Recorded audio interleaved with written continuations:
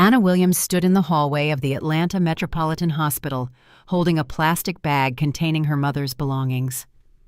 5 days had passed since the funeral of Angelica Williams, but the grief still squeezed her chest like a vice, making it hard to breathe freely. The 18-year-old felt utterly lost in this huge world, without the only close person she had. The oncology department nurse, a heavy-set woman in her late 50s, looked at her with sympathy. "Sweetheart, there's still a robe and a pair of slippers left. I collected everything on the nightstand. I'm so sorry for your loss. Your mom was truly wonderful, so patient. We all loved having her these past months." Anna was a fragile young woman of medium height, brown-skinned, with long curly hair and large blue eyes. She was the spitting image of her mother in her youth. Anna simply nodded, not trusting her voice. Her throat closed up every time someone mentioned her mother in the past tense. Just a week ago, Angelica was alive. She had been joking despite the pain, making plans for a release that never came. "Thank you for everything," Anna finally managed to say. "For the care, for the kindness." She hurried toward the exit, not wanting to spend another moment within those walls, saturated with the smell of medicine and human suffering. Outside, it was a warm April morning.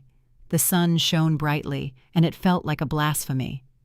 How could the world continue living normally when hers had completely collapsed? At home, in their small 2-bedroom apartment in the suburbs of Decatur, Georgia, Anna placed the bag on the kitchen table, unable to force herself to open it for a long time. Every item belonging to her mother was imbued with her presence, her warmth. Finally, summoning her courage, she carefully pulled out her mother's favorite blue robe, the slippers with embroidered flowers, and the collection of Langston Hughes poems that her mother reread during her final weeks. When Anna lifted the robe to put it away in the closet, a piece of paper folded in 4 fell out of the breast pocket. The young woman frowned. Her mother was always meticulous and never left unnecessary things in pockets. Unfolding the note, Anna saw her mother's familiar handwriting, clear, beautiful, the script she had tried to imitate as a child. "My dearest Anita, if you are reading these lines, it means I am no longer with you. I know you are hurting badly right now, and please forgive me for leaving you alone, but I couldn't leave without securing your future. Exactly 3 months after the funeral, come to my graveside at 2 o'clock in the afternoon.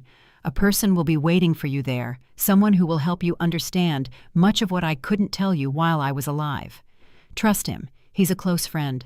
Remember, I will always love and protect you, no matter where I am. Your mom." Anna reread the note several times, unable to believe what she was seeing. Mom had planned everything in advance. She knew she wouldn't recover. And who was this friend? As far as Anna could recall, her mother didn't have any intimate friends, only colleagues from the Decatur Public Library's main branch and a few neighbors with whom she maintained friendly relations. The young woman sank onto the sofa, clutching the note. Her head was buzzing with unanswered questions. Her mother had always been an open book to her. They shared everything. They didn't keep secrets, or so Anna believed. A thought suddenly struck her. What if her mother had actually hidden a great deal? What if her entire life hadn't been as simple and understandable as it seemed? Angelica Williams had been a woman of extraordinary spiritual strength. At 47, she looked younger, slender, elegant, with intelligent blue eyes and a sweet smile. She worked as the head librarian, adored classic literature, and raised her daughter alone. She spoke reluctantly about her husband, Anna's father, saying only that he had died in a car accident when the girl was barely 1 year old. The following days passed in a strange haze. Anna mechanically went to her job at the small cafe, the Grindhouse, where she worked as a barista after school. She prepared for her final exams, sorted through her mother's things, but her thoughts constantly returned to the mysterious note. Several times she took it out from its hiding place beneath her mattress, where she had concealed it from curious eyes. She reread every word, trying to find a hidden meaning. Why exactly after 3 months? Which friend should come to the cemetery? And most importantly, should she go there? The rational part of her mind suggested that this could be someone's cruel joke, that someone might have placed the note in her mother's robe after she died, but the handwriting was unmistakably her mother's. Anna knew it better than her own. A week after the discovery, a neighbor, Mrs. Vivian Howard, an elderly woman who sometimes watched over Anna's mother when Anna was at work or school, came to visit. "How are you holding up, sweetie?" she asked sympathetically, settling down in the kitchen with a cup of tea. "Are you doing okay?" "I'm fine," Anna lied. "Mrs. Howard, was Mom writing to anyone? Maybe calling someone when I wasn't home?" Vivian shook her head thoughtfully. "No, I don't think I noticed. Although in the last few months your mom seemed a little preoccupied. She spent a lot of time sitting at the table writing something. I thought she was keeping a diary or writing her memoirs. Lots of folks do that when, well, you know." And letters arrived. Letters? Who writes letters these days? Just bills and junk mail. Oh, wait, the woman frowned, trying to remember. "I think in March. The mailman brought her a few envelopes several times. I was right there with your mom. She immediately put them away, didn't show me the contents, said it was about her library work." Anna's heart beat faster. So there was correspondence. But with whom? And where were those letters now? After the neighbor left, the young woman organized a genuine search of the apartment. She checked every closet, dresser, and gap in the floorboards. She looked under mattresses and inside books, examined every box and folder, but found no letters or notes. Instead, in the furthest drawer of her mother's desk, behind old photographs, she found a small, leather-bound notebook. Anna had never seen it before. Opening it to the first page, she saw a brief entry. "Started February the 12th. Dr. Caldwell said, 6 months to a year. Need to prepare everything for Anita." The remaining pages were filled with tiny script, but upon closer examination, it turned out to be plans, to-do lists, and addresses. Many of the notes were made with conditional signs that Anna couldn't decipher. On one of the last pages, she found an entry made with the now familiar large letters: A. Riverdale Memorial Park, Section 15, Row 7. Agreed on exactly 3 months, 2 p.m. Everything is ready. Anna quickly calculated in her mind. Her mother died on April the 15th. 3 months later would be exactly July the 15th. So the note wasn't a coincidence. Her mother had really planned everything in advance. Time passed agonizingly slowly. Anna passed her final exams, received her high school diploma with honors, but it brought her no joy. Her mother had so dreamed of being at her graduation. She had bought a new olive-colored dress with a white collar that hung in the closet with the tag still on. She had even planned to host a small celebration at home, baking a cake using her grandmother's family recipe. The graduation ceremony became an ordeal for Anna. She wore a simple blue dress she had bought the previous year. She tried to smile and congratulate her classmates, but inside, she was empty. Her guidance counselor, Ms. Evelyn Harrison, approached her several times. "Anita, darling, I know how hard this is for you, but your mother would have wanted you to celebrate this day. You're an excellent student. You'll get into college. You'll be successful." "Thank you, Ms. Harrison," Anna replied, trying not to show her tears. "I'm trying." But when the parent dance was announced, she quietly slipped out of the hall and sat for a long time in the school courtyard, looking at the stars.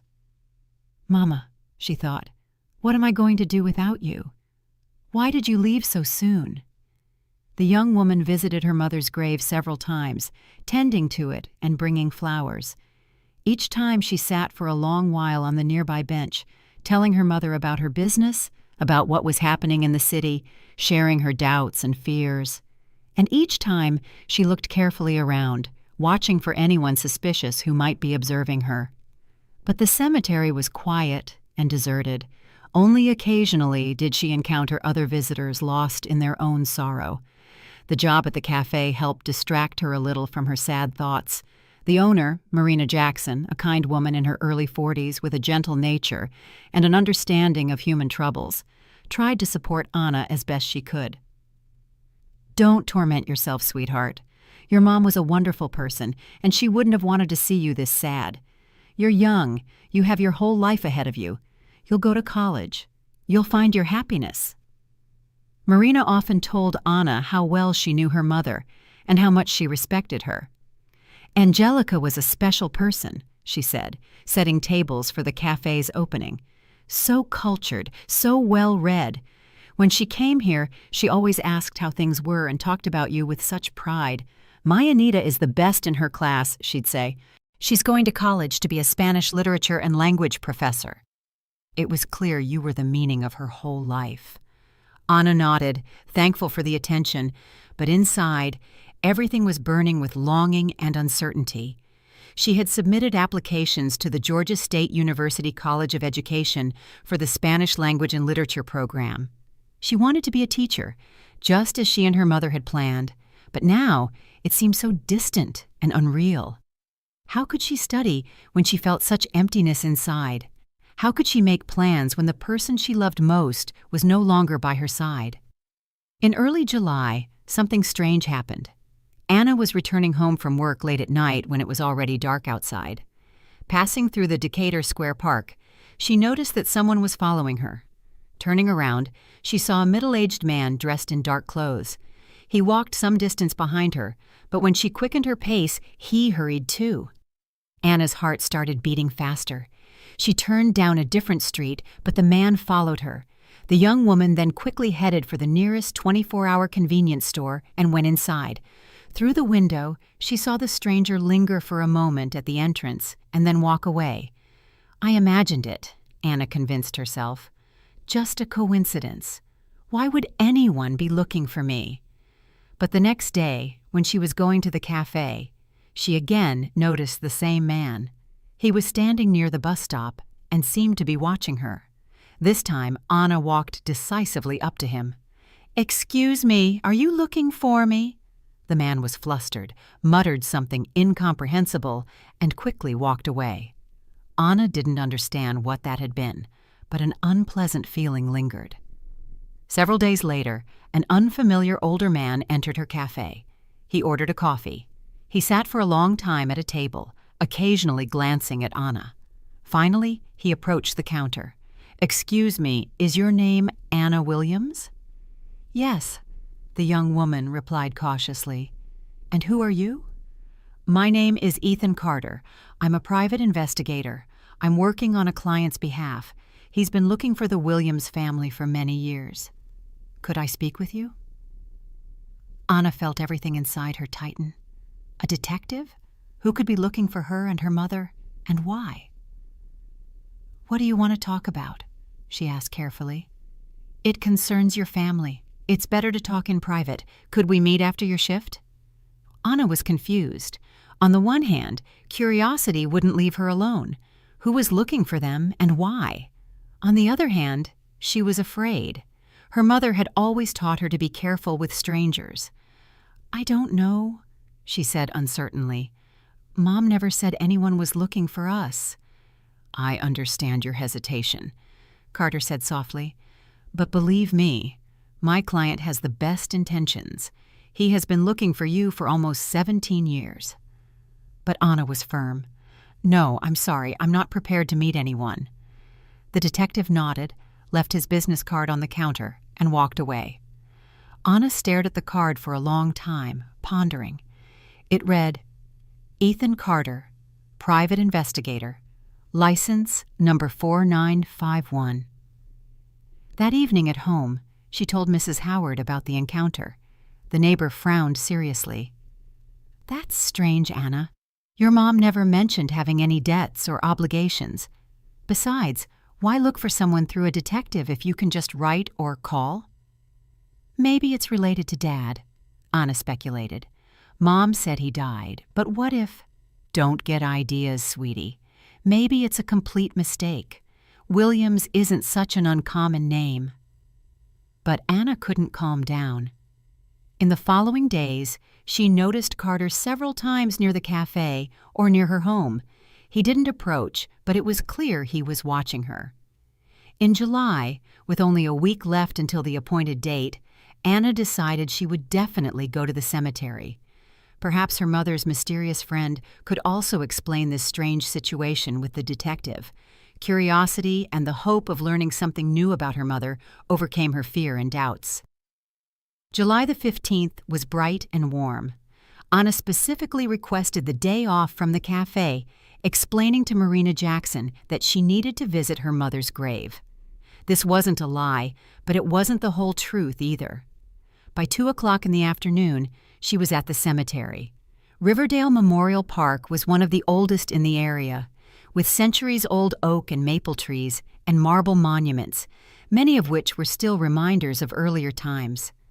Her mother's grave was in the newer section, where people who had passed in recent decades rested. Anna approached the familiar gravesite with the cross that held a photo of her mother, young, smiling, just as she had been about 5 years before the illness. She placed fresh flowers on the grave and quietly said, "Mom, I came, just like you asked." "Anna." The young woman started and turned around. Standing a few feet away was an older man, about 60 years old, with gray hair and brown eyes. He was wearing a dark suit. In his hands was a bouquet of white roses. Are you the person my mother wrote about?" Anna asked uncertainly. The man nodded and stepped closer. His face expressed deep sorrow, but also a sense of relief. "My name is Elias Thompson. I am your mother's first cousin. I'm so sorry for your loss, Anna. Angelica was a wonderful woman." "Cousin?" Anna looked at him, confused. "But Mom never told me about any relatives. She said she had no one left." Elias Thompson sighed heavily and placed the roses by the monument. "It's a long, complicated story. Your mother was a very proud woman. We had a falling out many years ago over a misunderstanding, but in the last few months before her passing, we reconciled. She wrote to me, told me about her illness, and asked me to help you." "So you were the one she was writing to?" Anna murmured. "And here I was thinking—" "Come on, let's sit down somewhere," Elias Thompson suggested. "We need to talk. I have something very important for you." They settled on a bench on the shady path near the chapel. The older man took a thick envelope from the inside pocket of his jacket and handed it to Anna. "Your mother asked me to give you this, but first, I need to tell you the story of our family that Angelica kept from you all these years." Elias Thompson spoke slowly, choosing his words carefully, as if each one caused him pain. Anna noticed his hands trembling slightly, an emotional tremor. He was a stocky man with noble features, graying hair, and sharp eyes. He exuded an air of intellect and a special spiritual warmth. "Your mother and I grew up together," he began slowly. "My father and her mother were siblings. After the war, our families lived in the same house in Atlanta's historic West End. We kids grew up like brother and sister. Angelica was 13 years younger than me, but we were very close." Anna listened, not daring to interrupt. For the first time in her life, she was hearing about her mother's relatives. "Our parents died in a car accident when Angelica was 16 and I was 29. I was working, living in a residency. Angelica was taken in by our aunt, her mother's sister. But the aunt was a strict woman, and Angelica didn't have an easy time living with her." "Why did Mom never tell me about the family?" Anna asked softly. "It's a complicated story," Elias Thompson sighed. "When Angelica finished high school, she enrolled in the College of Education to study library science. She was a very capable girl. She excelled in her studies. That's where she met her first husband, your father, Robert Hayes. He was a student at the School of Drama, studying directing. Handsome, talented, charming." At the mention of her father, Anna involuntarily tensed up. Her mother had said little about him, and reluctantly, only that he had died in a car crash when Anna was very small. "They met at a student arts festival," Elias continued the story. "Robert was directing a play. Angelica was helping with costumes and sets. It was love at first sight. I remember how she told me about him. Her eyes were sparkling, her cheeks were flushed. She was so happy. And what happened next? They married in their sophomore year. Robert was from a well-off family. His father ran a small repertory theater in another city. He had connections in the theater world. After graduation, Robert quickly secured a position as a director at the National Black Arts Repertory Theater. Angelica gave birth to you when she was 29. It seemed like everything was working out perfectly for her. Elias looked down at the gravestone. I visited them often in those first years. I remember how happy they were with you. Robert would carry you in his arms, read you stories, even though you were still tiny. Angelica couldn't have been happier. She had the family she had always dreamed of. But something went wrong, Anna asked quietly. Unfortunately, yes. Robert turned out to be an inconstant man. Success went to his head. The theater where he worked became one of the leading ones in the city. His plays were hits. They wrote about him in the newspapers. And he started cheating on Angelica with actresses from his theater. At first, they were just brief flings, but then Soleil Walker showed up, a principal actress at the theater. Did Mom know about the cheating? Not at first. Angelica was very trusting.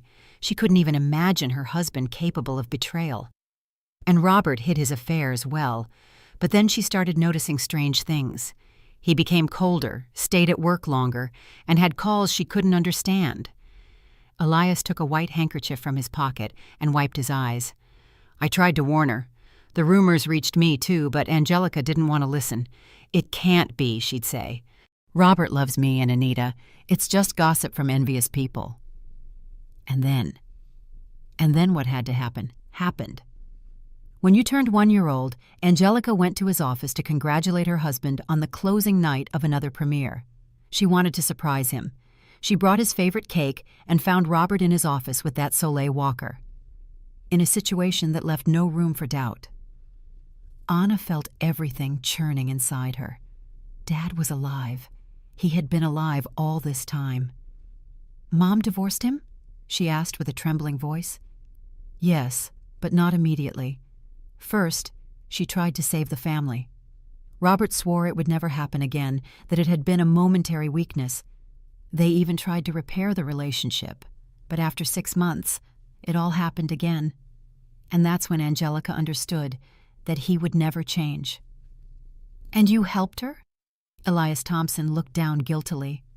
No, and that's my biggest mistake. I thought she was acting wrongly, destroying the family over a man's weaknesses. I said she had to endure it, that men are like that. They cheat, but they love their families. We had a terrible fight. I said some harsh words that I've regretted my whole life. I called her proud. I said she was only thinking of herself and not the child. And what happened next? Angelica was a woman of principle. To her, betrayal was unforgivable. She filed for divorce, packed her things, and left with you without saying where she was going. Robert tried to find her. He wrote, called all our mutual acquaintances, but to no avail. After that fight, we didn't see each other all these years. Until the last months of her life, Anna guessed. Exactly. In March of this year, I received a letter from her, a thick envelope in her familiar handwriting. Angelica wrote that she regretted our fight, that she wanted to reconcile before she left.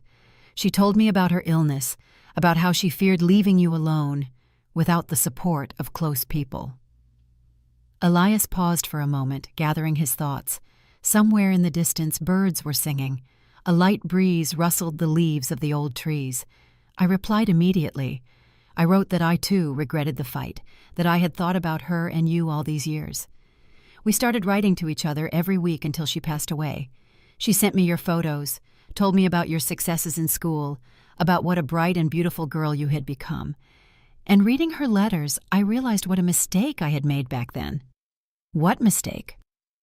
I didn't support her in the most difficult time of her life. Instead of helping, I judged her, and she was right. You cannot live with a person you can't trust. Elias took a photograph from the inner pocket of his jacket and showed it to Anna. It showed a young woman in a white dress next to a man in a suit. This is me with my wife, Lydia, on our wedding day. We were married for 25 years, and I never cheated on her because I loved and respected her. and I understood that trust is the foundation of a family. What happened to your wife? She passed away 5 years ago from lung cancer. Elias's voice trembled. The very same disease as your mother. I'm a doctor, but I couldn't help her, and we didn't have any children. It wasn't possible. Anna looked at him with compassion.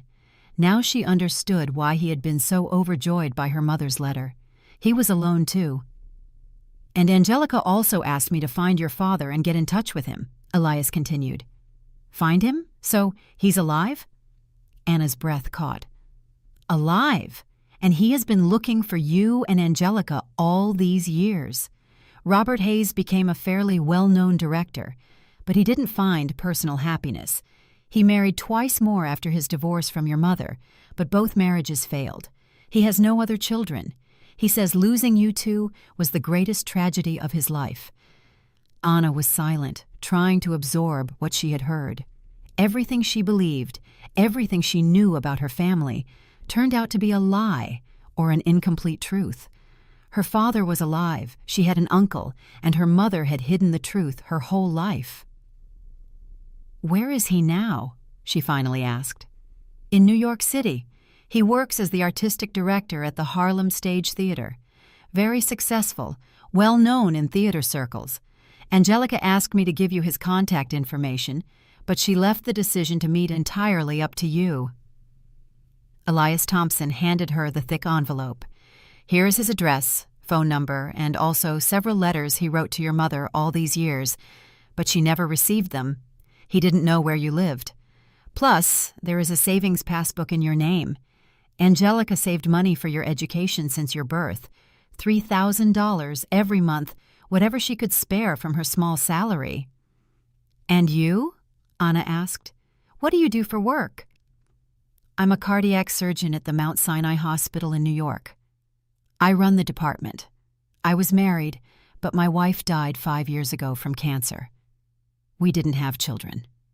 He smiled sadly. After Lydia's death, I was completely alone. Work, an empty apartment, rare meetings with colleagues. That's why Angelica's letter was a real gift to me.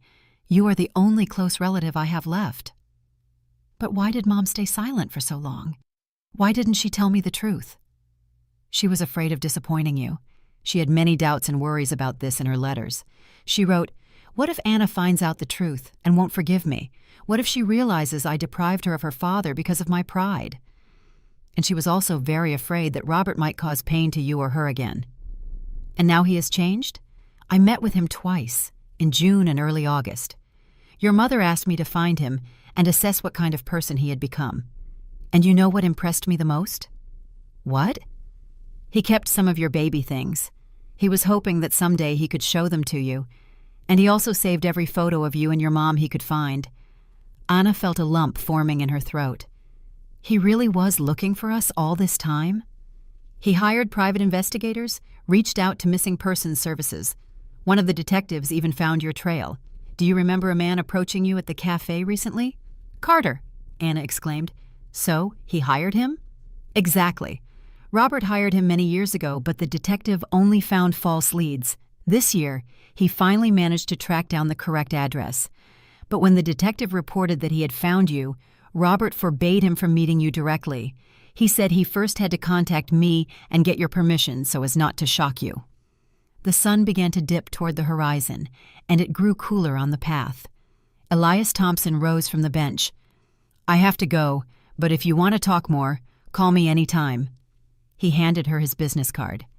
And remember, whatever you decide about your father, you have an uncle who cares about you very much. Anna took the envelope and the card, still not fully believing the reality of what was happening. Thank you, she whispered, for coming, for telling me the truth. I'm the one who should thank you, Elias replied, for giving me the chance to atone for my guilt toward Angelica. She was right about everything. She always was. At home, Anna hesitated for a long time before opening the envelope. Her hands trembled with emotion. Her thoughts were jumbled. She put the kettle on, made chamomile tea with honey, just the way her mother liked it, took out her mother's favorite shortbread cookies from the cupboard, and only then sat down at the kitchen table and nervously opened the envelope. Inside were several folded sheets of paper, a savings passbook, a business card, and 2 photographs. The first photo showed a man in his mid-40s, tall, with dark hair starting to gray at the temples, dark eyes, and a gentle smile. He was standing next to a theater poster on which Anna read, Harlem Stage Theater, premiere of The Cherry Orchard, director Robert Hayes.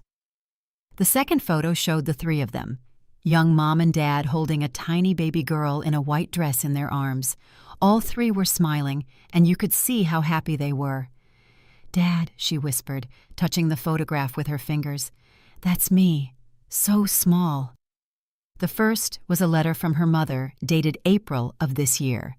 It was written on several sheets in careful, small handwriting. "My dearest Anita, if you are reading this letter, it means Uncle Elias has fulfilled my request. Forgive me for hiding the truth about your father and our family for so long. I thought I was doing the right thing, protecting you from disappointment and pain. But now, when I have so little time left, I understand. Every person has the right to know their history, their roots. Robert Hayes is your father, and he loved both of us. Yes, he made a mistake. He was unfaithful to me, but people aren't perfect. I was too proud to forgive, too stubborn to give you 2 a chance to know each other, and now I torment myself over that decision every day. When I learned of my illness, my first thought was of you. What will become of my girl when I am gone? Who will help her in a difficult moment? Who will give her advice? Who will simply hug her when she's sad? And I realized, you have a father who can be a support. In this envelope, you will find his letters.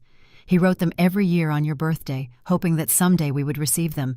I received them through Uncle Elias, who met with the detective, Carter, whom your father hired to find us.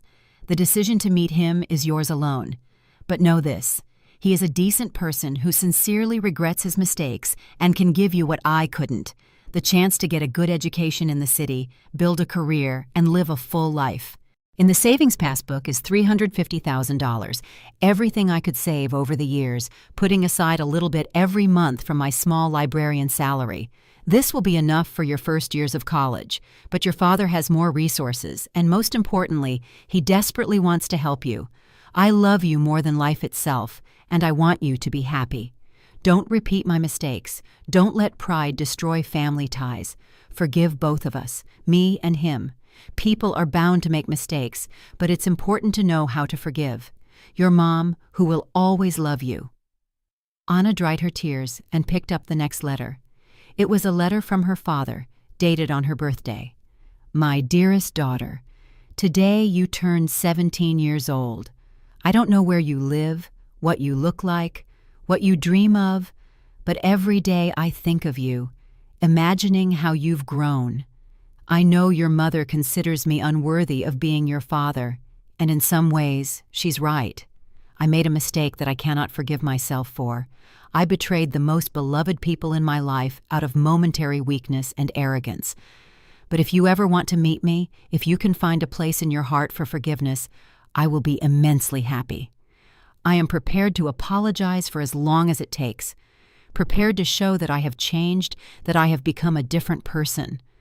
I have achieved a lot in life. My plays are performed in the best theaters in the country. I am known and respected in professional circles. But all of this is meaningless without you. You are my daughter, my own blood, and I am prepared to do anything to atone for my guilt to you and your mother. With love and hope, your dad, Robert. There were several more letters from different years. In one, written on her 10th birthday, her father wrote, Daughter, today I bought you a gift, a beautiful old edition of Langston Hughes' poems in an antique binding. I remember how much your mom loved his poetry. The book is in your room that I prepared for you in my apartment. There is everything an adolescent might need there. Beautiful furniture, books, even a piano. I hope that someday you will get to see it. In another letter, dated on her 15th birthday, he wrote about his failed marriages. Anita, I tried twice to create a new family after the divorce from your mom, but nothing came of it. You see, when you lose true love through your own stupidity, it's very difficult to find anything like it. I realized that Angelica was the love of my entire life, and you are the dearest thing I have." In the second-to-last letter, written 2 years ago, her father described his lifestyle. "Daughter, I am 47 now and live alone in a large apartment in Harlem. I work a lot, sometimes very late. Few friends, mostly colleagues from the theater. But every night when I return home, I walk into your future room, sit there, and think about you. I imagine you doing homework, reading books, dreaming." In the last letter, written just 6 months ago, he wrote, "Daughter, I am 49 now. I am starting to realize that I might not get to see you. If something happens to me, you know, you were the meaning of my life. I have already willed all my property to you, the apartment in New York, the country house upstate, the savings. But more than anything, I want to leave you my love." I instructed Detective Carter to continue the search at any cost. He recently reported that he had hit a new lead, and I desperately hope his efforts will soon succeed. And for now, I am left only with hope and the memory of that short time when we were a family. Your dad, who never stopped loving you. Anna read the letters, crying. So much pain, so many missed opportunities, so much wasted time. Her mother, of course, wanted the best. But did she have the right to deprive a daughter of her father and a father of his daughter? She opened the savings passbook. The account truly held $350,000. Her mother had saved it little by little every month from her small librarian salary. How much she must have denied herself, Anna thought, to save even that amount. The business card read, "Robert Hayes, Artistic Director, Harlem Stage Theater, Meritorious Artist," and a phone number. Anna picked up her phone and dialed the number several times, but she cut the call short, unable to commit. What would she say to a person she didn't know or remember? How would she explain why she was calling only now? How should she start the conversation? She stood up, walked around the room, drank more tea, and sat back down by the phone. "Mom wanted me to meet him," Anna convinced herself. "That means it's the right thing to do. I need to be brave."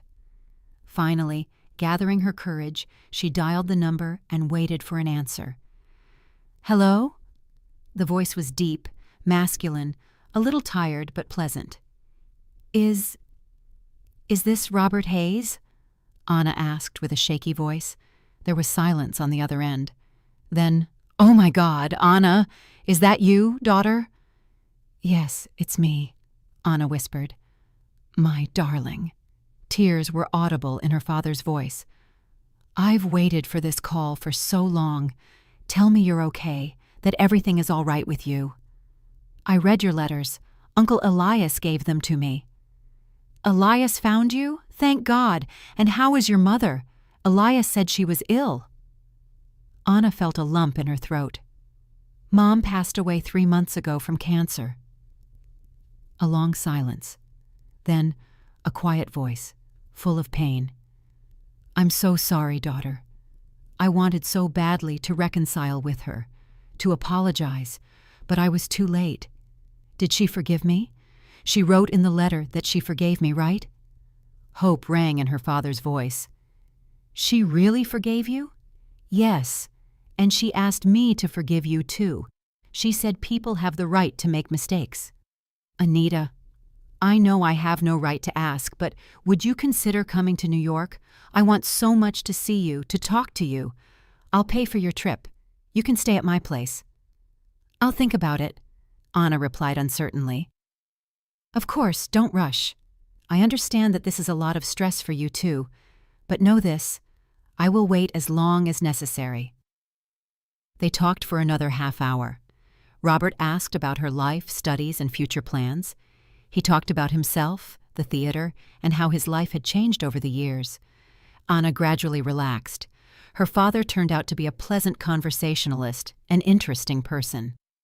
"Listen," he said at the end of the conversation, If you decide to come, I have something special for you. Your room has always been yours. I waited so long for you to come home someday, and also many photos of us with your mother. I think you'll be interested to see them." "Okay," Anna said. "I'll call you tomorrow and let you know when I can come." "Thank you, daughter. Thank you for calling. This is the happiest day of my life in the past 18 years. After hanging up, Anna sat with the phone in her hands for a long time. Her father seemed like a sincere, regretful person, and her mother was right. He really had changed. The next day, Anna woke up with a firm decision. She would go to New York. She had been unable to sleep for a long time during the night, thinking about the conversation with her father, rereading his letters, and looking at the photographs. And the more she thought, the more she understood. Her mother was right to guide her toward him. In the morning, she called Robert. "Dad, I've decided. I want to come see you." "Really?" Tears of joy were audible in her father's voice. "When?" "I'll arrange everything." "Maybe this weekend. Saturday?" "Of course. Saturday. I'll send the money for the train ticket right away. First class, sleeper car, and I'll pick you up at Penn Station without fail." The phone conversation lasted almost an hour. Robert Hayes asked many questions about his daughter's life, hobbies, and future plans. He talked about himself, his work, and how his life had changed over the years. "I want to show you New York," he said excitedly. "The theaters, the museums, the parks. I want to introduce you to my friends, to the actors at our theater. And most importantly, I want to get to know you, to understand who you've become, what your dreams are." They agreed that Anna would arrive in New York on Saturday morning and return home Sunday evening. For now, she wasn't ready for an extended stay in an unfamiliar city with a virtually unknown person. "I understand your caution," Robert said. "We're not rushing. The main thing is that you agreed to come." On Thursday, Anna met with Uncle Elias. He drove up in his car and invited her to a nice restaurant in downtown Decatur. He wanted to celebrate her decision to meet her father. "I'm proud of you," he said, raising his glass of iced tea. "It takes courage to do this, to forgive and give a person a second chance." "And you don't regret telling me the truth?" Anna asked. "Maybe Mom was right to hide all this?" Elias shook his head. "No, I don't regret it. The truth is always better than a lie, even if it's painful. And your mother did what she thought was right at the time. But people change, circumstances change, and you always had the right to know your father." He told Anna more details about his meetings with Robert. "You know what impressed me the most? He still remembers everything about you and your mother. What her favorite flowers were, what music she listened to, what you looked like as a baby. And he also said that every year on your birthday, he buys a cake and puts it on the table. He celebrates your birthday alone." "That's sad," Anna said quietly. "Yes, but now he has a chance to change everything. If you want it, of course." On Friday evening, Anna packed for the trip. She chose the nicest outfit she had. She wanted to make a good impression on her father. Mrs. Howard came to say goodbye. "Don't worry, sweetheart. Everything will be fine, and if anything happens, call me. I'm always close by. Thank you, Mrs. Howard, for everything, for helping Mom, for supporting me now." "What are you saying, dear? We're neighbors, practically family now." On Saturday morning, July 22nd, Anna boarded the train to New York. The trip from Georgia to the city took about 18 hours. She traveled alone in the sleeper car. Her father had truly bought a first-class ticket. The whole way, she couldn't settle down due to excitement. She read a book, watched the passing fields and forests outside the window, but her thoughts constantly returned to the approaching meeting. What did her father look like now? Did he resemble the photograph? Had he changed? Would they find common ground? And most importantly, would he be disappointed in her? After all, he had dreamed of this meeting for 18 years, and she was just an ordinary girl from the suburbs with no special talents or achievements. The train arrived at Penn Station exactly on schedule. The station was noisy and crowded. People were rushing about their business. Announcements sounded over the loudspeakers. Music played somewhere. Anna stepped out of the carriage with a small suitcase in her hands and began to look around. And then she saw him. A tall man in an elegant gray suit was standing at the exit with a bouquet of white roses in his hands. Anna recognized him immediately, although he had noticeably aged since the photograph was taken. His hair had turned completely gray.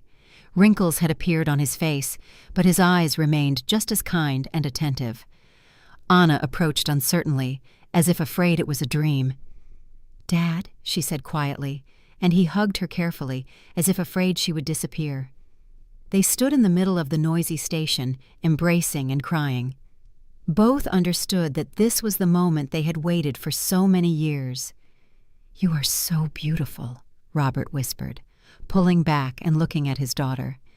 "Exactly like your mother in her youth. The same eyes, the same smile. And you look exactly like in the photograph, just a little older." Anna smiled through her tears. "Yes," he smiled sadly, "but the main thing is that we finally found each other." On the way home, Robert showed his daughter New York, Times Square, the Brooklyn Bridge, Broadway. He told her about the city's history, his work, and the theater. Anna looked out the taxi windows and couldn't believe she was in the city, that the father she thought was dead was sitting beside her. "And now for the main thing," Robert said when they arrived at a beautiful old building in Harlem. "I want to show you your home. I hope you like it." Robert Hayes's apartment in Harlem impressed Anna with its size and decor. 4 rooms, high ceilings, parquet floors, antique furniture. The walls were covered with theater posters, photographs with famous actors, diplomas, and awards. "This is your room," he said, opening the door to a bright room with 2 windows. "I prepared it many years ago. I always hoped that someday you would come here." The room had beautiful light wood furniture, a bed with a carved headboard, a desk, and bookshelves filled with classic literature. Reproductions of paintings by famous artists hung on the walls, and on the dresser were photographs of her mother at different ages. "Where did you get Mom's photos?"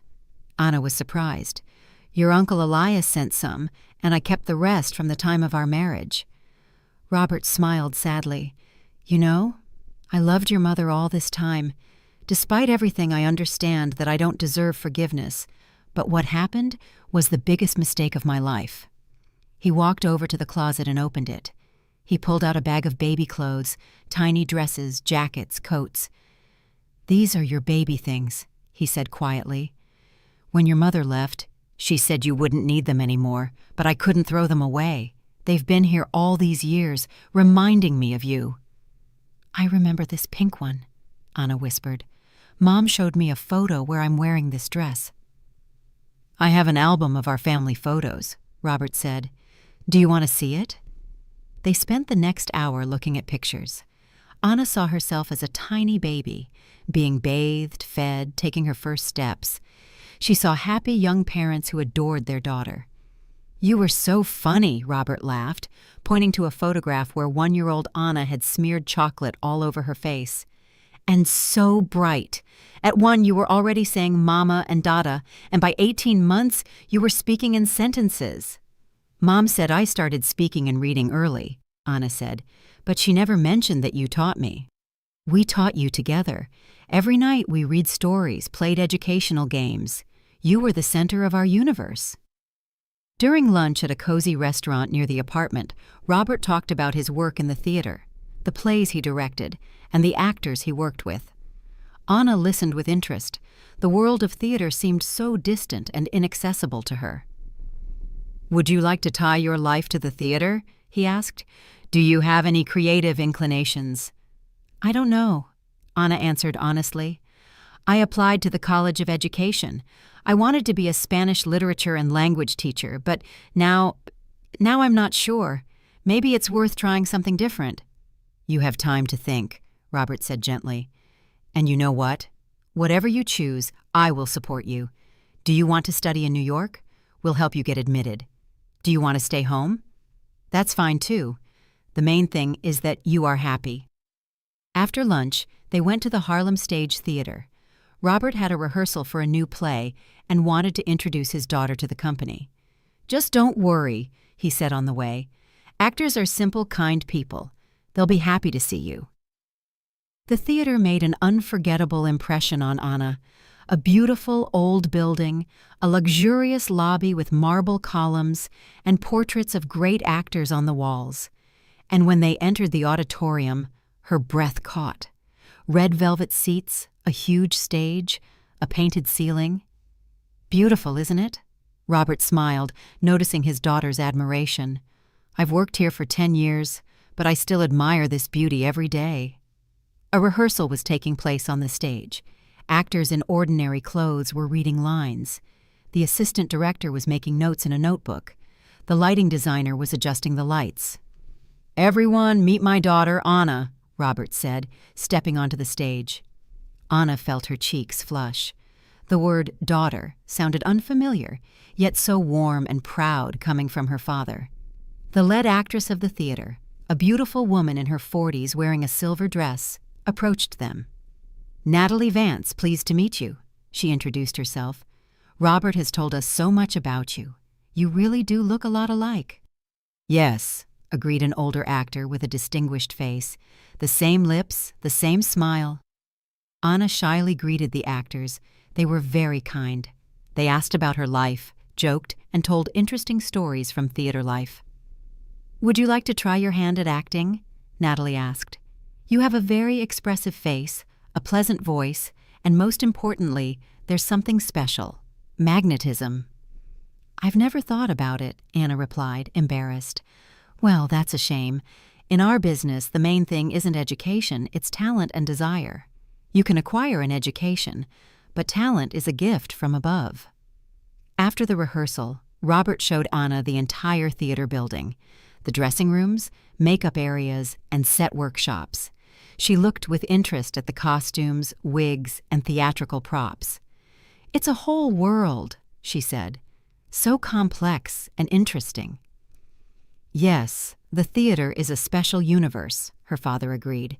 "Beauty is created here. People experience real emotions here.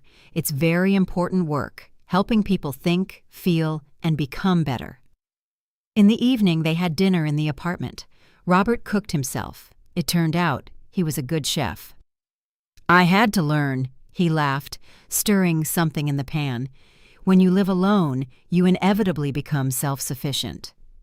During dinner, they talked about the past, the future, and life. Robert spoke about his plans for the new theater season, the plays he wanted to direct. Anna shared her doubts about choosing a profession. "You know," Robert said, "I think your mother wouldn't be against you choosing theater. She loved art herself. She often went to performances, read plays." "Seriously?" "Of course. We met precisely because of a shared love for the theater, and she always said that the main thing in life is to find your calling." Late that night, Anna lay in her room, unable to sleep. The day had been so intense and emotional that she needed time to process everything. Her father turned out to be exactly as she had imagined from his letters: kind, talented, and sincerely regretful of his mistakes. "Mama," she thought, looking at the ceiling, "you were right. He's a good person, and I understand why you loved him." Sunday morning began with breakfast on the terrace. Robert lived on the top floor, and the terrace offered a beautiful view of Old Harlem: red rooftops, golden church domes, green parks. "I drink coffee here every morning," he said, pouring freshly squeezed orange juice for his daughter. "And I think of you and your mom. I imagine how the three of us would be having breakfast here if everything had been different." "Do you regret what happened?" Anna asked. "Every day. But you know what I've understood over the years? You can't live in the past. What matters is what we have now. And now I have you, the dearest thing there can be." After breakfast, they went for a walk through Harlem. Robert showed his daughter his favorite spots: small cafes, antique shops, art galleries. In one of the galleries, there was an exhibition of theater photographs, and in several images, Anna saw her young father, passionate about his work. "This was about 15 years ago," he said, looking at the photograph. "I was directing Hamlet then, one of my favorite plays." "You haven't changed," Anna smiled, "just as passionate about your work. Theater preserves the youth of the soul, Robert replied. "When you work with art, you don't age inside." In one of the bookstores, they bought several plays by contemporary playwrights that Robert recommended his daughter read. If you decide to connect your life with the theater, start with this. A good play is the foundation of a performance. During lunch at a cozy restaurant in Harlem, they were joined by a man in his 50s, Robert's colleague, the director of a neighboring theater. "Michael Foster," he introduced himself. "Your dad's old friend. Very happy to meet you, Anna." "Michael is one of the best directors in New York," Robert said. "He has an excellent intuition for talented people." Michael Foster looked intently at Anna. "And you have a very interesting look for the theater. Expressive eyes, balanced features, good diction. If you want to apply to drama school, reach out to me. I'll help you prepare." "Thank you," Anna replied, embarrassed. "But I haven't decided yet." "Don't rush the decision," Foster said. "But if your soul leans toward the theater, don't miss the opportunity. Talent is a gift that must be developed." After lunch, they returned to the apartment, and Robert showed his daughter his office. It was a large room with floor-to-ceiling bookshelves, an antique desk, and a piano in the corner. "I work on plays here," he explained. "I read plays, create staging concepts, and sometimes play the piano. It helps me think." "Dad?" Anna, for the first time in days, called him by that word. "Tell me in detail what happened back then. I want to know the whole truth." Robert was silent for a long time. Then he sat down in an armchair opposite his daughter and began to recount. "I was young, foolish, arrogant. Success in the theater went to my head.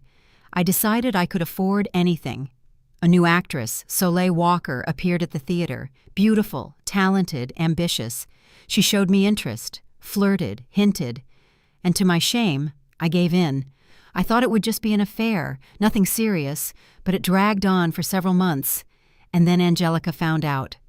How did she find us? She came to the theater after the premiere to congratulate me on the success. She brought my favorite cake, and I was with Soleil." Robert couldn't finish the sentence. And what happened next? "At first, she didn't say a word, just turned and left. At home, she confronted me.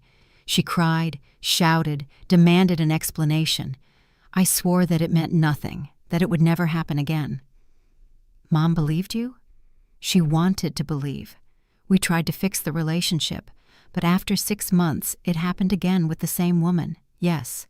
And then Angelica understood that nothing would change. She was a woman of principle. For her, betrayal was unforgivable." Anna was silent, thinking about what she had heard. "And did you love her?" she finally asked. "I loved her very much, and I still do," Robert answered honestly. "You know what the most terrible thing is? Back then, I didn't understand what I was losing. I thought family was a given, that you could play with fire and not get burned. The realization came later, when it was already too late." "And what happened to that actress, Soleil?" "She quickly found a new patron, a producer from another theater. It turned out I was just a stepping stone in her career. A year later, she left for the West Coast and never returned." "And you understood that you had lost your family for nothing?" "Exactly, because of my ego, my momentary weakness, my desire to feel irresistible, stupidity that I've been paying for 18 years. Anna stood up and walked to the window. Harlem was bustling below. Passers-by hurried about their business. Street musicians played melodies. "But you changed," she said, without turning around. "I can feel it." "Yes, I changed. I understood what true love means, what family means, but it was too late. Your mother was unbending, and you kept trying to find her all this time?" "First, I traveled to cities myself, asked acquaintances, placed ads in newspapers. Then I hired private investigators. One of them recently found their trail, but when he reported it to me, I forbade him from meeting you directly. I decided I had to work through Elias." "Why?" "Because I understood. You can't burst into someone else's life like a barbarian. You had to decide for yourself if you wanted to see me." In the evening, when it was time to prepare for the train, Robert gave his daughter a gift, a beautiful little box made of red mahogany. "This belonged to your grandmother, my mother," he said. "She asked me to give it to her granddaughter when she grew up." Inside the box was an antique brooch with precious stones and a note. "To my dearest granddaughter, Anna, from your grandma Isabella. Be happy, my dear." "She passed away 5 years ago," Robert said quietly. "She waited to see you until her last days." "I had a grandmother," Anna whispered, examining the brooch. "And I never saw her." "She loved you very much. Your baby picture still hangs in her room." At the station, they couldn't part for a long time. Robert kept talking and talking, as if afraid this would be their last meeting. "Promise you'll call. Promise you'll come again. I'm ready to come see you every weekend if it's not too much trouble." "I promise," Anna said, and suddenly realized she sincerely meant it. "And I'll think about applying to school in New York." "Really?" Robert's face lit up. "That would be wonderful. We could make up for the lost time." On the train, Anna couldn't calm down for a long time. 2 days in New York had turned her whole life upside down. She had seen another world, the world of theater, art, and great opportunities, and she understood that her suburban life no longer satisfied her. But most importantly, she had found her father, a person who sincerely loved her, who was ready to give her everything he could. And her mother was right to guide her toward him. Mom's final lesson, Anna thought, looking out the window at the passing lights. A lesson in forgiveness and love. At home, in the apartment, everything seemed small and cramped after the spaciousness of New York. Anna told Mrs. Howard about her father, the theater, and the prospects opening up for her in the city. "So you've decided to move?" the neighbor asked, listening closely to the story. "I don't know yet," Anna answered honestly. "On one hand, I really want to. On the other, it's scary to leave everything familiar, to go so far away." "And what does your heart say?" Anna pondered. Her heart told her to take a risk, to try living a new way, but her mind urged caution. The next day, she spoke with Uncle Elias on the phone. He asked about the trip and listened carefully to all the details. "I'm glad everything worked out," he said. "Robert has truly changed. You can even sense it in our phone conversations with him." "Uncle Elias, what would Mom have done in my place?" "Your mother was a very brave woman," he replied after a pause. "When decisions had to be made, she wasn't afraid to take risks. I remember how she left her hometown alone with a small child in her arms, not knowing what awaited her. That took enormous courage." "So it's worth it?" "I think so. You have your father's support. There are opportunities for growth, and if something goes wrong, you can always come back. You're young, you have your whole life ahead of you." Robert called every day, talking about his business, asking about her plans, and carefully checking if she had changed her mind about moving to New York. "If you want to try applying for acting at the Juilliard School of Drama, we can submit applications," he said in one conversation.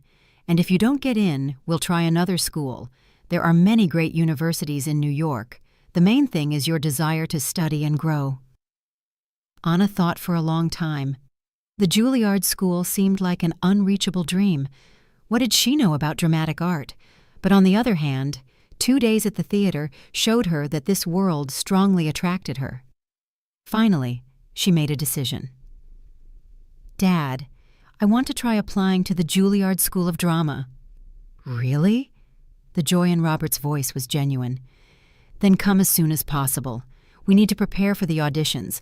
I'll find the best coaches. We'll work every day." "But what if it doesn't work out?" "It will work out," he said confidently. "You have natural ability, you have desire, and the rest is a matter of technique and preparation." The preparations for New York took several days. Anna packed the most necessary things. She said goodbye to friends and colleagues at the cafe. Marina Jackson was sad to lose a good employee, but wished her luck. "You're doing the right thing, sweetheart. There are more opportunities in New York, and if you want to come back, there will always be work here." Uncle Elias came to see her off at the station. As they said goodbye, he handed her an envelope with cash. "This is for the first while," he said. And if you need more, call me. I'm proud of you, Anita. You're making the right choice. On August the 1st, Anna once again boarded the train to New York, this time with a large suitcase and the firm intention of staying in the city for a long time. Robert met her with a bouquet of flowers and a wide smile. "Welcome home, daughter." The word home sounded unfamiliar but pleasant. Anna was beginning to understand that New York truly could become her home. Preparation for the Juilliard School auditions began the very next day. Robert found the best coaches for his daughter, an esteemed voice and diction professor, a choreographer, and a drama coach. "We have little time," he said, putting together her class schedule. "But if you're serious, everything will work out." The days became incredibly intense. In the morning, diction classes with Irene Miller, a renowned artist who once taught at Juilliard herself. She taught Anna proper breathing, worked on her voice projection, and practiced her articulation. "You have a good natural voice," she said, "but you need to learn to control it, to turn it into an instrument of dramatic art." After lunch, acting classes with Omar Davis, a well-known stage actor. He taught her the fundamentals of the profession: how to work with a script, how to create a character, how to sense her partner on stage. "Acting isn't just talent," he explained. "It's a craft you have to learn your whole life. Every role is a new challenge, a new task." In the evening, choreography with Sandra Reed. Anna had never seriously practiced dance, and these lessons were especially difficult for her. "An actor must master their body," the choreographer said. "Every movement must be conscious and expressive." Robert helped his daughter prepare for the auditions, selecting suitable monologue fragments and rehearsing scenes with her. "The main thing is not to be afraid," he said. "The panel will assess your potential, not your current skill. Show them your desire to learn and grow." During 2 weeks of intense preparation, Anna felt herself changing. She became more confident, learned to control her breathing and voice. She began to understand the fundamentals of dramatic art. "You're an exemplary student," Robert said, watching her classes. "It's clear you work with total dedication. I'm proud of you." Every evening they walked through New York, and her father showed his daughter the city, Times Square under the nightlights, the Hudson River waterfront, and old courtyards. He told her about the history of the theater, about great actors of the past, and how stage art developed in America. "Theater isn't just entertainment," he said. "It's a way to understand life, a way to talk to people about important things. A good actor can change the world for the better."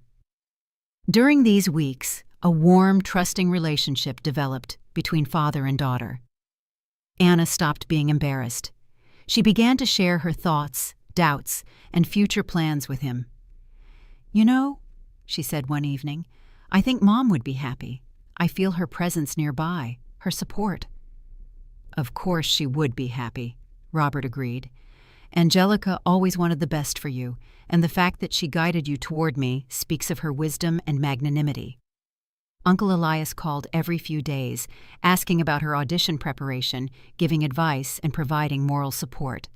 "Remember," he said, "no matter what happens at the auditions, you've already achieved so much. You found your father, found a family, and discovered a new world. That's already a victory." August the 15th, audition day, arrived. Anna woke up early, feeling both nervous and focused. Robert made breakfast, but she had no appetite. "Are you nervous?" he asked. "Very," she answered honestly. "That's normal. Nerves help you mobilize. The main thing is to remember everything we learned and just be yourself."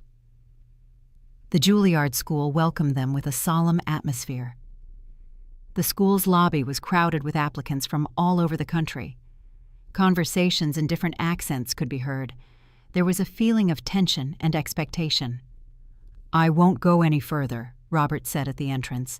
"You must walk this path alone. I'll wait for you here." The auditions were conducted in several stages. First, the monologue reading, where she had to read a fragment from a classic play. Anna chose the monologue of Beneatha from Lorraine Hansberry's A Raisin in the Sun, a play she had rehearsed extensively with her father. Excellent choice, said one of the panel members. A very complex role for a beginner actress. Anna began to read, and gradually everything else disappeared. The panel, the nervousness, the fears. She became Beneatha, the young woman dreaming of freedom and self-discovery. Her voice sounded confident, and her emotions were sincere. "Thank you," the panel chair said when she finished. "Very good. You have natural ability." The second stage was improvisation. She had to perform a scene on a given theme. Anna was given the task, waiting for important news. She remembered waiting for her exam results in high school, how nervous she had been before her father's call, and she poured those emotions into a small scene. "Interesting interpretation," one of the professors noted. "The girl knows how to observe life and translate her observations to the stage." The third stage was the interview. The panel members asked about her motivation, her understanding of the acting profession, and her future plans. "Why the theater specifically?" the dean asked. "Because the theater allows you to understand people," Anna replied. "Every role is a chance to live another life, understand another person, and transmit that understanding to the audience. And are you ready for the difficulties? The acting profession is very complex. Lots of rejection, disappointment, uncertainty." "Ready," Anna said firmly. "I understand it won't be easy, but I'm ready to work and learn." The final test was a check of musical skills. She had to sing a song with piano accompaniment. Anna chose "Lift Every Voice and Sing," a song her mother loved and often hummed at home. When all the auditions were over, Anna came out to her father, tired but satisfied with herself. "How did it go?" he asked with emotion. "Well, I think," she replied. "I did everything I could." "The results will be announced in 3 days," Robert said. "In the meantime, let's celebrate. You were exemplary." They went to a restaurant where Robert ordered a festive dinner. At the table, he told his daughter about his own auditions at the School of Drama many years ago. "I was very nervous too," he recalled.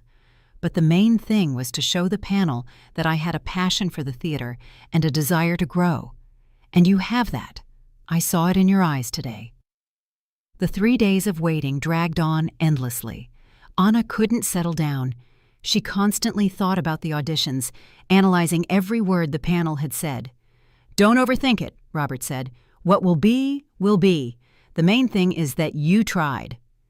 On August the 18th, the results were announced. Anna had been admitted. Her name was on the list of students accepted into the freshman class of the drama division. "I don't believe it," she whispered, looking at the list. It's true, daughter." Robert hugged her, and they both cried tears of joy. "You got into one of the best drama schools in the country." That evening, they held a real party. Robert invited his friends, actors and directors who congratulated Anna on her acceptance. "To our future star," Michael Foster toasted. "To talent, hard work, and luck. To family," Robert added, "and to the fact that we finally found each other." Anna called Uncle Elias and told him the joyful news. "Uncle, I got into Juilliard. Can you believe it?" "Congratulations, dear." Elias's voice trembled with emotion. "I'm so happy for you. Your mother would have been thrilled." "Thank you for everything. If it weren't for you, I never would have known the truth. I wouldn't have found Dad." "It's destiny, Anna. Your mother planned everything correctly." Studies at the Juilliard School turned out to be even more complex and fascinating than Anna had imagined. Every day brought new discoveries: theater history, acting, voice and speech, dance, singing. Her classmates were students from all over the country, each with their own story and dreams. Anna quickly integrated into the group and made friends with several other girls. "You're lucky," her friend Natasha told her. "You have family support, and we're all alone here." Robert followed his daughter's successes, helping with advice, but not interfering with the educational process. "You have to walk this path yourself," he said. "I can only support you." The professors noticed Anna's abilities, her hard work, and her responsibility. In her freshman year, she was already given a small role in a student play. "You have good natural ability," said the acting professor. "But the main thing is that you know how to listen and hear. That's a rare quality for a beginner actor." By the end of the first semester, Anna understood that she had made the right choice. Theater became for her not just a profession, but a way of life, a way of understanding the world. During the winter break, she went home to Decatur. She met with Uncle Elias and visited her mother's grave. "Mom," she said, standing by the monument, "I'm studying at Juilliard in New York. I have a dad who loves me very much. Everything worked out just as you wanted." Uncle Elias was also happy with the changes in his niece's life. "You've changed," he said. "You've become more confident, more grown up. It shows that you are doing what you love." "Have you thought about moving to New York?" Anna asked. "Dad says they need good doctors at the hospitals there." "I have thought about it," Elias admitted. "Here, after my wife's death, everything reminds me of the past, and in New York, I would be closer to you." "Then move. We'll be a real family." In the spring, Uncle Elias really did move to New York. He took a position as a cardiac surgeon in the department at one of the main clinics. He rented an apartment close to Robert's. "Now I have a daughter and a brother," Robert joked. "A real family." They often got together, had dinner, went to the theater, and walked through New York. Anna talked about her studies, sharing her future plans. "You know," she said one spring evening as they sat on her father's terrace, "I think Mom is looking down on us and smiling. Her plan worked. We became a family." "Your mother's final lesson," Elias said thoughtfully. "A lesson in forgiveness and love." "Yes," Robert agreed. "Angelica taught us the most important thing, that family is more important than pride, and that love is stronger than resentment." By the end of her freshman year, Anna already had a significant role in the senior students' final production. Robert and Elias came to the premiere and cried with pride watching Anna on stage. "A true actress," Robert whispered. "Look at how she lives the role, how she connects with her partner." After the play, a respected drama professor from the school approached them. "Your daughter is very talented," she said to Robert. "She has the main thing an actor needs, the ability to live a real life on stage." In the summer, the three of them, Anna, Robert, and Uncle Elias, went to the country house upstate New York. Elias took vacation and spent the entire month of July with them at the house. They walked in the pine forest, grilled barbecue, read aloud, and discussed future plans. Anna dreamed of someday acting in a professional theater. Robert was planning new plays. Elias was getting used to life in New York. "You know," he said one evening as they sat on the deck, watching the sunset, "I think Mom planned everything correctly. She knew that we would find each other and become a real family." "Your mother was a very wise woman," Robert agreed. "Even in her passing, she knew how to make a lesson of love and forgiveness." "Mom's final lesson," Anna repeated quietly. "She taught us to forgive, to love, and to value what we have." They sat in silence, each lost in thought. Somewhere far away, birds were singing. The air smelled of pine needles and summer flowers. Anna thought about how much her life had changed this year. Just last spring, she was a lonely orphan in a small city, and now she had a loving father, a caring uncle, a beloved occupation, and a bright future. "Mama," she whispered, looking at the stars, "thank you for everything, for your love, for your wisdom, for giving me these wonderful people, for the final lesson that became the most important one in my life." And it seemed to her that somewhere far away, among the twinkling stars, her mother smiled and said, "Be happy, my dear girl. You deserve this happiness. I will always be close to you." By her sophomore year, Anna was a confident young woman who knew exactly what she wanted from life. She had a family that loved and supported her. She had an occupation that brought her joy and inspiration. She had a future full of plans and hopes. Robert often told colleagues that he was grateful to fate for this second chance. "I lost 18 years of my daughter's life, but I gained the opportunity to become a real father. That's worth a lot." Uncle Elias also changed with the move to New York. He became more open, more joyful. He found a new meaning in life, At the hospital, he was respected as a high-class specialist. His newfound family was close by. "You know," he said once during a family dinner, "I think Angelica is looking down on us and smiling. Her final plan was the most successful. It united all of us." "Yes," Anna agreed.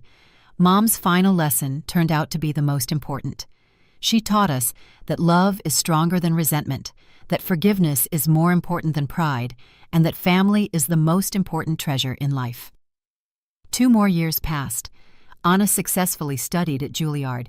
She acted in student plays and worked in a studio theater. Robert was working on an ambitious new project, a production of Hamlet, in which he planned to give his daughter a significant role. Uncle Elias became one of New York's top cardiac surgeons. On the 3rd anniversary of her mother's death, all 3 of them went to the cemetery in Decatur. They placed flowers on the grave and stood in silence, each mentally thanking Angelica for her wisdom and selflessness. "Mama," Anna said, touching the cold granite of the monument with her hand, "we're living just as you wanted. We are happy. We are family. Thank you for the final lesson, the most important lesson of your life." And as they left the cemetery, all 3 felt that Angelica Williams was walking beside them, invisibly blessing their happiness. Her final lesson, a lesson in love, forgiveness, and wisdom, remained forever in their hearts, lighting the path to true human happiness. That evening, back in New York, they sat in Robert's living room, looking at old photographs. In one of them, Robert and Angelica, very young with little Anna in their arms. All 3 were smiling, and you could see how happy they were. "You know," Anna said quietly, "I think Mom forgave all of us, for the mistakes, for the stubbornness, for the lost years, and she gave us the chance to start all over again." "That is true love," Robert replied. "The ability to forgive and give second chances." "Angelica's final lesson," Uncle Elias added, "a lesson that changed all our lives for the better." They sat in silence, thinking about the past and the future, about how thin the line is between happiness and sorrow, and how important it is to know how to forgive and be forgiven. And somewhere high above, among the stars, Anna's mother smiled at her loved ones, rejoicing in their reunion and blessing their onward journey. Maternal love turned out to be stronger than time, pride, and offense.